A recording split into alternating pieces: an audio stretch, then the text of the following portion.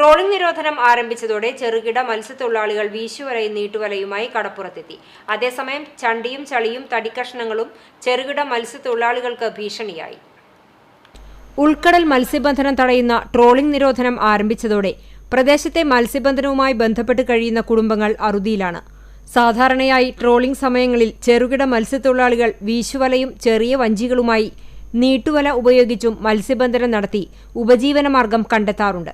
എന്നാൽ മൺസൂൺ എത്തുന്നതിന് മുമ്പുണ്ടായ ശക്തമായ മഴയിൽ തീരപ്രദേശത്ത് കടൽക്ഷോഭം ഉണ്ടാവുകയും നിരവധി തെങ്ങുകളും കാറ്റാടിമരങ്ങളും കടപുഴകി വീണ് കടലിൽ പകുതി മണ്ണിട്ട് മൂടിക്കിടക്കുന്ന അവസ്ഥയിലാണുള്ളത്. വിലപിടിപ്പുള്ള വലകൾ കൊമ്പുകളിൽ കോർത്തു നശിക്കുന്ന സ്ഥിതിയുമുണ്ട്.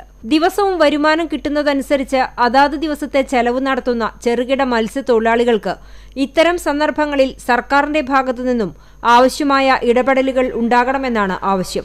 CCTV news, Punnayurkulam.